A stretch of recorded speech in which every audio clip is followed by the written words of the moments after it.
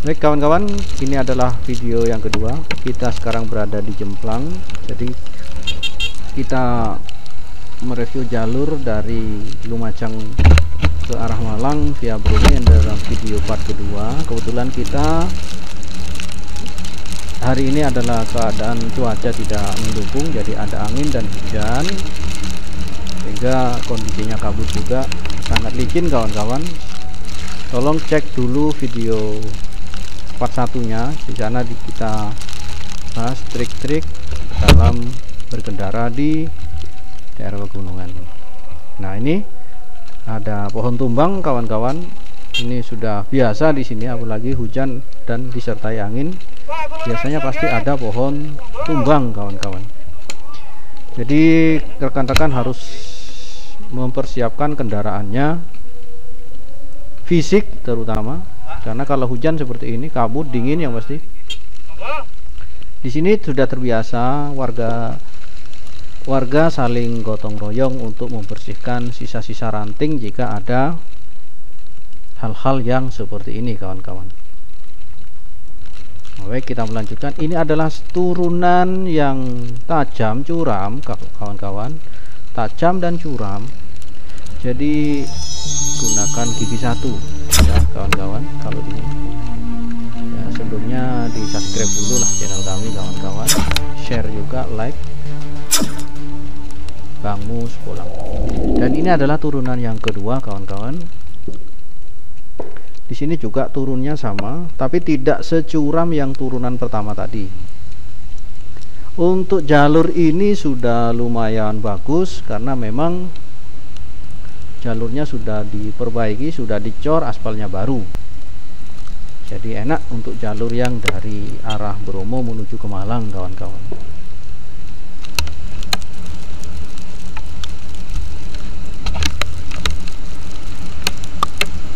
Untuk jalur ini karena habis hujan dan barusan ada angin, jadi banyak ranting-ranting yang jatuh.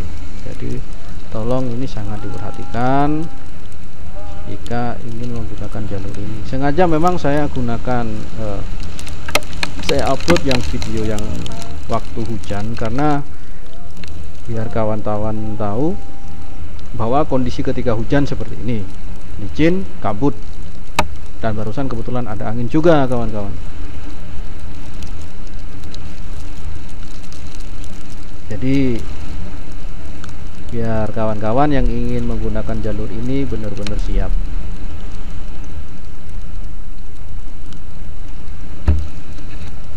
Untuk papasan dengan dari arah berlawanan untuk roda 4 di sini masih lebar jalurnya kawan-kawan.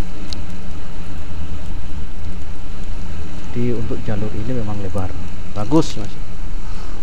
Cuma yaitu tadi licin kalau dalam keadaan hujan dan kebetulan ada angin. Nah, di sini masih banyak spot yang mana kanan kirinya adalah jurang seperti yang kita lewati sekarang. Jadi harus benar-benar siap. Dan apabila menggunakan motor matic, silakan pengeremannya diperbaiki. Cara mengeremnya maksud saya. Jadi kalau matic jangan direm terus-menerus. Jangan direm terus-menerus karena apa?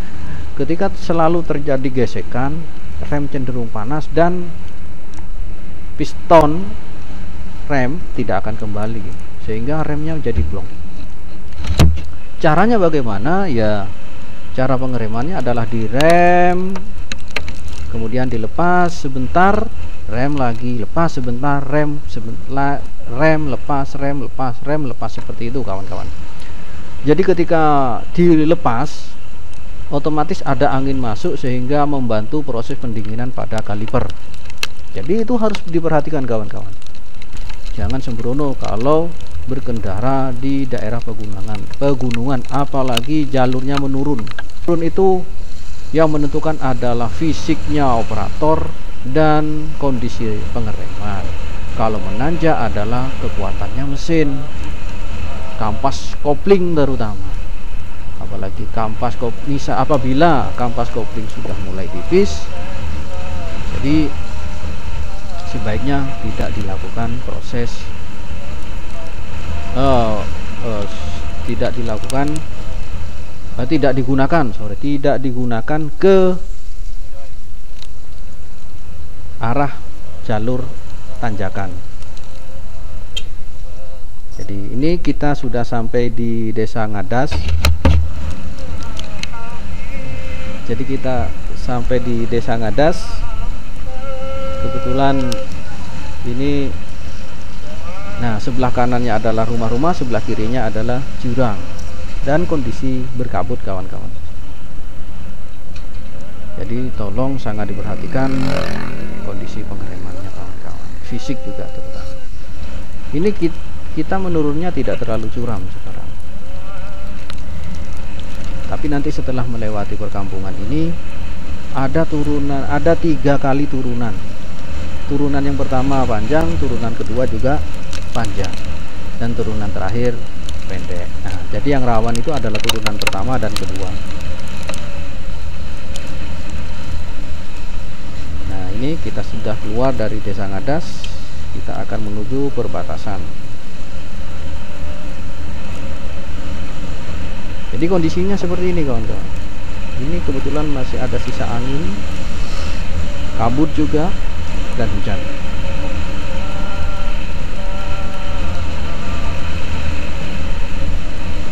Kalau untuk jalur ini masih tidak terlalu curam kawan-kawan, jalurnya menurunnya tidak terlalu curam. Sebentar lagi di depan ada rambu tentang turunan yang curam, maka itu udah awal dari turunan tersebut, sehingga nanti pengeremannya perlu diatur. Beda kalau mobil manual atau sepeda manual, misalnya motor sport atau motor bebek. Gunakanlah kombinasi kok gigi rendah, itu untuk membantu proses pengereman. Yang perlu diperhatikan memang motor metik kawan-kawan. Untuk warga sini, warga Ngadas, Ranupani itu memang jarang adanya motor metik. Dominan di sana adalah motor bebek dan motor sport, karena memang sesuai dengan kontur wilayah tempat tinggal mereka. Bagi kita yang ada di kota ataupun di desa yang desanya datar, masih banyak yang menggunakan motor metik. Nah, kalau dibawa ke arah sini ya akan mendukung kawan-kawan.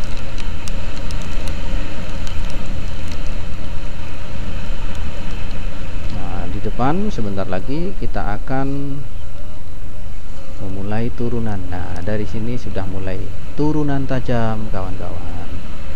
Jadi ini turunannya sudah mulai tajam. Nah, kita lihat jalannya ada di bawah kita. Ini tajam ini kawan-kawan. Sepanjang ini masih menurun nih. Selain turunan juga berkelok. Jadi jalurnya menikung. Nah, ini sisa dari pohon tumbang juga, tapi kecil, sudah diatasi oleh warga sekitar. Ini masih menurun. Ini masih menurun. Belok kiri menurun juga.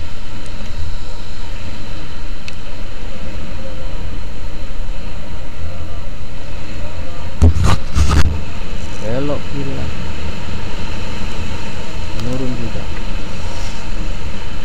Dan memang keadaannya sekarang adalah hujan kawan-kawan, gerimis. Kalau di atas tadi hujannya, gerimisnya sama anginnya. Kalau di sini sudah anginnya sudah habis, tinggal gerimisnya saja.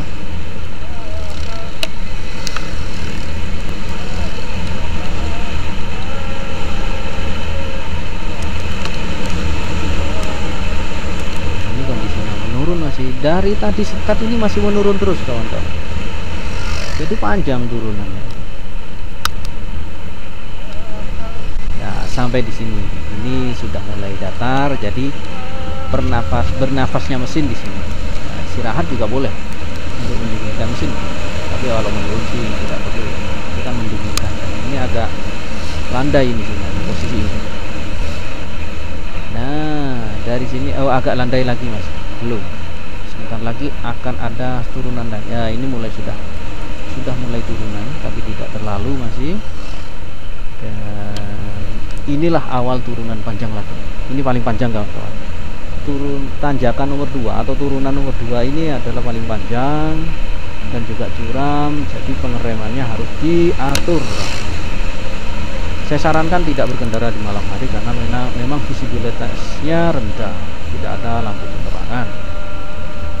Ini turun lagi, berkelok lagi, belok kiri, turun lagi, agak panjang turunannya. Jalurnya sangat menurun kawan-kawan. Ini masih menurun kawan-kawan. Turunannya panjang. Lagi turun lagi. Ini agak datar sedikit, kemudian turun lagi, belok lagi, ya seperti itulah jalur ini. Jadi ini jalurnya menurun. Nah, ini panjang ini, kelihatan menurunnya panjang kawan-kawan. Ini menurunnya panjang.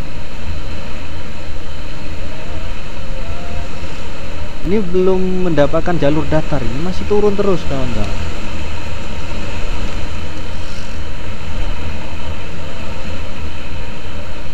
Masih turun lagi, jadi agak panjang. Nah, ini sudah mulai agak landai. Ini bisa bernafas lah. Kondisi remnya bisa dihidupkan kayak ini, mulai agak landai kawan.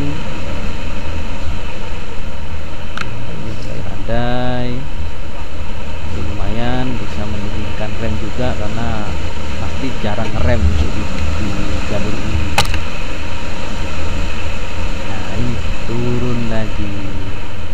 Turun lagi kawan-kawan, turun lagi, panjang lagi turunan. Jadi jalur menurunnya itu lumayan panjang. Turun lagi kawan-kawan, panjang ini. Di sini cenderung turun dan berbelok kiri. Turun, belok kiri, turun lagi, belok kiri. Jadi ingat ya, sebelah kiri kita adalah tebing, sebelah kanan kita adalah jurang. Turun lagi, belok kiri, turun lagi. Seperti itulah ciri khasnya jalur ini.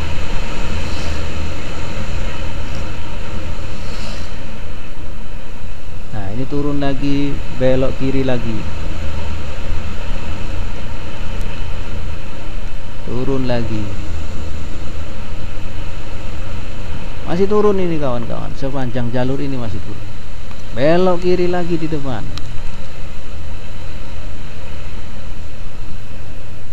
Jadi misal dalam keadaan darurat, remnya sampai blong dan tidak bisa berhenti,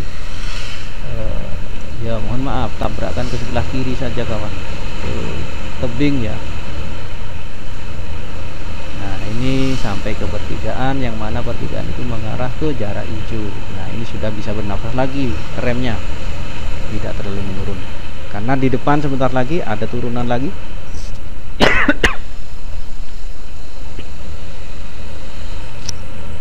Ini turun lagi tapi tidak terlalu. Jadi di sini masih bisa bersantai. Nah, ini sebenarnya menurun, ini panjang tapi tidak terlalu seperti yang turunan di atas tadi.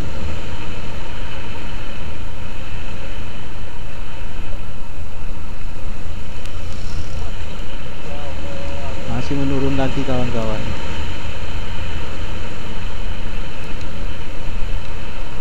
Menurun lagi. Jadi jalurnya memang seperti itu. Nah, kita sampai di sini. Di depan itu adalah, ini sebelah kanan adalah Coban Bidadari. Di depan sebentar adalah posisi tiket atau pembelian tiket untuk arah Bromo. Sebelah kanan banyak jeep-jeep yang standby. Ini adalah kantornya. Jadi misalnya kawan-kawan membeli online,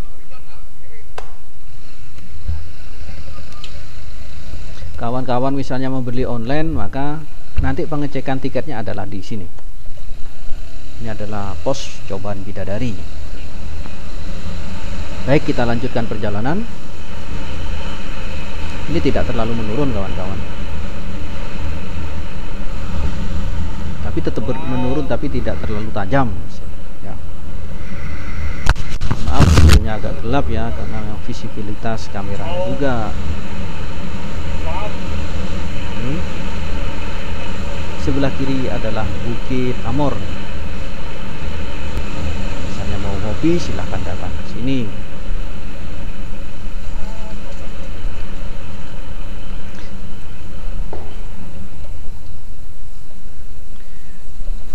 Belok kiri, turun, tapi tidak terlalu loh kawan-kawan.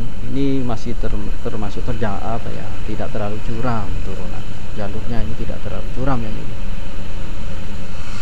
Video ini yang part 2 yang dari Lumajang menuju Malang part 2 ini kawan-kawan saya akhiri sampai kita masuk ke Desa Gubuk Lakah.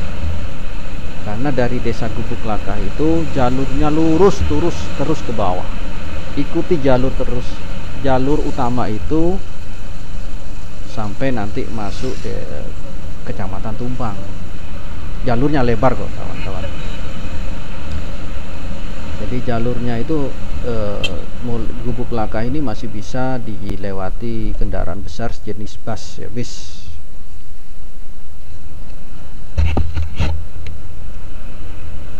Jadi memang videonya tidak sampai ke Kota Malang kawan-kawan, karena sampai di Gubuk Lakah, Desa Gubuk Lakah ini kawan-kawan sudah bisa langsung mengarah ke Kota Malang, karena jalurnya hanya satu, lurus turun ke bawah dan tidak terlalu curam seperti yang sebelum-sebelumnya, seperti yang sudah kita lewati tadi. Dan sudah mulai padat penduduk kawan-kawan, karena di daerah Gubuk Lakah itu termasuk padat penduduk.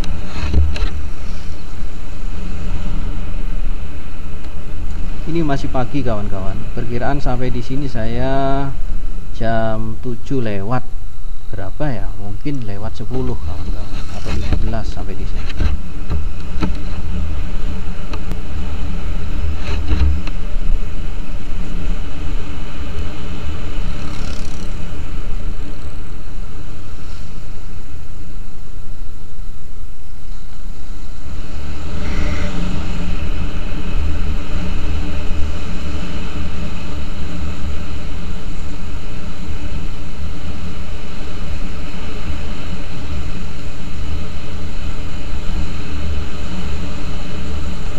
Di depan nanti ada Coban Bidadari kawan-kawan, mohon maaf, Coban Pelangi. Nah itu adalah terakhir Coban Pelangi, kemudian Desa Gubuk Lakah, banyak perkampungan.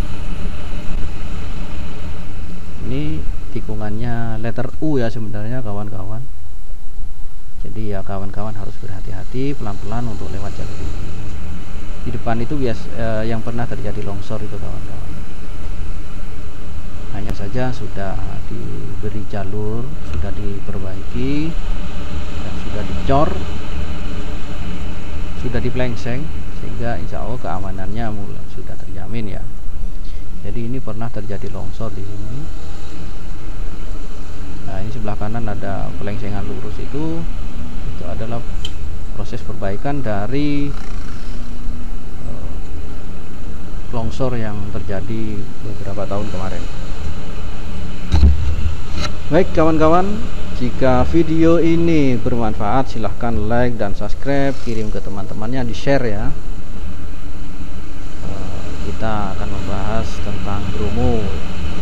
Memang jalurnya yang kita bahas adalah jalur Bromo dari arah Malang dan Lumajang. Baik, ini adalah sebelah kiri adalah Coban Pelangi kawan-kawan, bisa nongkrong di sini untuk ngopi, beli bakso atau apa. Barusan yang kita lewati adalah Coban Pelangi. Nah, lanjut terus. Sebentar lagi setelah masuk ke daerah kampung padat penduduk, video ini akan saya akhiri ya kawan-kawan. Kalau mau lihat kelanjutannya silahkan lihat di video part 1 perjalanan dari Malang ke Lumajang kawan-kawan. Kalau perjalanan dari perjalanan dari Malang ke Lumajang, kita startnya memang dari Kecamatan Tumpang, pertigaan Makam Pahlawan. Jadi kelanjutannya dari video bisa dilihat di video saya sebenarnya yang perjalanan Malang Lumajang. Nah, hari ini kita membahas perjalanan Lumajang Malang.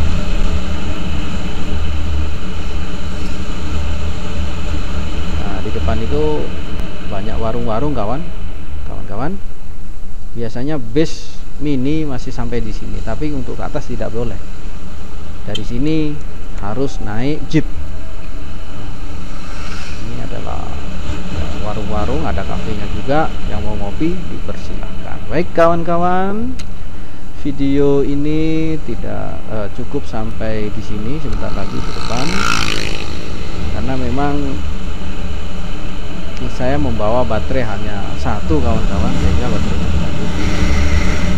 Tapi itu sudah muat karena memang jalurnya ini hanya satu, sampai ke Kota Malang, sampai ke Kecamatan Tumpang kawan-kawan. Baik, sampai di sini ya. Nah, ini sudah mulai masuk ke Desa Guguk Kelaka. Terima kasih kawan-kawan. Assalamualaikum warahmatullahi wabarakatuh.